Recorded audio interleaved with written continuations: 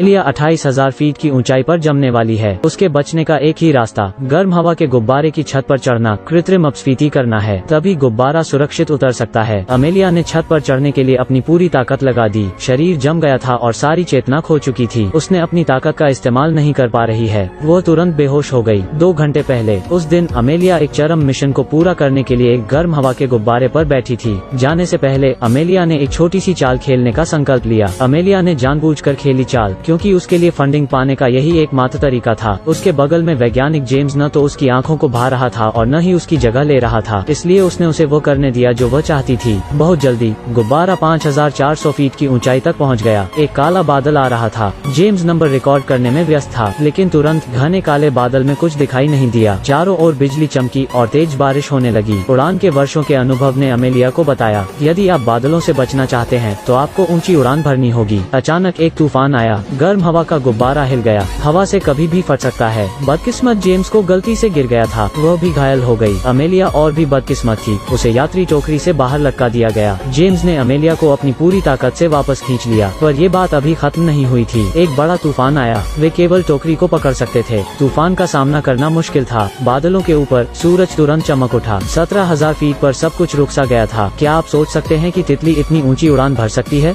अनगिनत पीली तितलियों का झुंड गर्म हवा के गुब्बारे के चारों ओर उड़ रहे थे। एक नजर में ऐसा लग रहा था जैसे वे किसी परी कथा की दुनिया में हों। बहुत जल्दी उन्होंने 23,000 फीट की नई ऊंचाई पर उड़ान भरी। यह इतनी ऊंचाई है कि मानवता कभी नहीं पहुंची। बहुत हो गया, आप इसे कम कर सकते हैं। लेकिन यह पागल जेम्स फिर से ऊंची उड़ान भरने के लिए दृढ़ है। 26,000 फीट की ऊंचाई पर ठंडी हवा ने उन्हें बर्फ की मूर्तियों की तरह जमा दिया। थर्मल गर्म हवा के गुब्बारे भी बर्फ के गर्म हवा के गुब्बारे में बदल गए। जेम्स को ऑक्सीजन की कमी होने लगी। वो कांप उठा। वो कबूतरों को छोड़ना चाहता था, डेटा संचारित करना चाहता था, लेकिन कबूतर जम गया था। यह उड़ नहीं सका। उसने इसे नीचे फेंक दिया, लेकिन वह संतुष्ट नहीं था। वो अभी भी ऊंची उड़ान भरना चाहता था। वो सामान गिराता रहा, गुब्बारे का वजन कम करता रहा। अगर वे इसी तरह जारी रहे तो वे निश्चित रूप से मरेंगे। अमेलिया ने उसे थप्पड़ मारा और कहा, चलो नीचे चलते हैं, वेंट वाल्व जम गया है। अब क्या करना है? अमेलिया ने गर्म हवा के गुब्बारे के ऊपर चढ़ने का फैसला किया। कृत्रिम हवा निकालने के लिए यह खतरनाक है। जरा सी लापरवाही हजारों मीटर की ऊंचाई से गिर जाएगी। हजारों फीट की ऊंचाई पर हवा का तापमान केवल -20 डिग्री सेल्सियस है। अब हमें क्या करना चाहिए? गर्म हवा का गुब्बारा ऊपर उठता रहा। अगर ऐसा ही चलता रहा तो अमेलिया की मौत हो जाएगी। बिना किसी सुरक्षा के वो गर्म हवा के गुब्बारे के ऊपर चढ़ गई। केवल ऊपर चढ़ो, हवा वाल्व खोलो। अमेलिया सुरक्षित रूप से सतह पर लौटने में सक्षम थी। थोड़ी ऑक्सीजन के साथ अमेलिया जल्दी से सांस लेने में असमर्थ हो गई। दोनों हाथ भी चोटिल और खून बह रहा था। उसके बगल में एक रस्सी थी। वो उसे पकड़ना चाहती थी,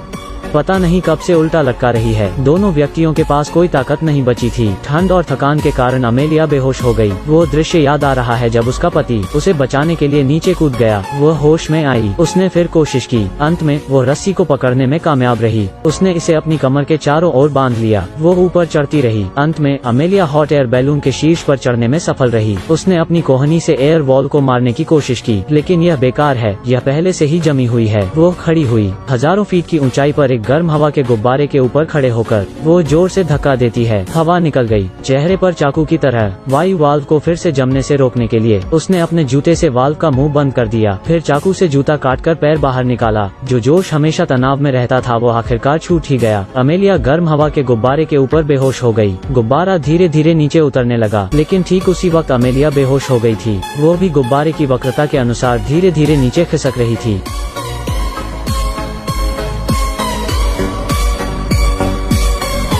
जब वो पास आई, उसने खुद को आसमान में लटका पाया। हजारों फीट की ऊंचाई पर एक गर्म हवा के गुब्बारे में उसकी जिंदगी एक नाजुक रस्सी पर लटकी हुई थी। भय और निराशा ने उसे तुरंत घेर लिया। उसने सख्त मदद के लिए जेम्स को बुलाया, लेकिन यात्री टोकरी में मूल रूप से जवाब देने वाला कोई नहीं था। शापित, अभी भी खुद पर निर्भर रहना है। ऊपर झूले पर क्या आप कोशिश करने की हिम्मत करोगे? अमेलिया ने अपने शरीर को जोर से हिलाया। एक बार, फिर 2 बार। आयाम बड़ा और बड़ा होता जा रहा था। अंत में वो यात्री टोकरी के पास पहुंची। अमेलिया ने टोकरी में लौटने के लिए अपनी पूरी ताकत लगा दी, लेकिन वो अभी भी आराम नहीं कर सकी।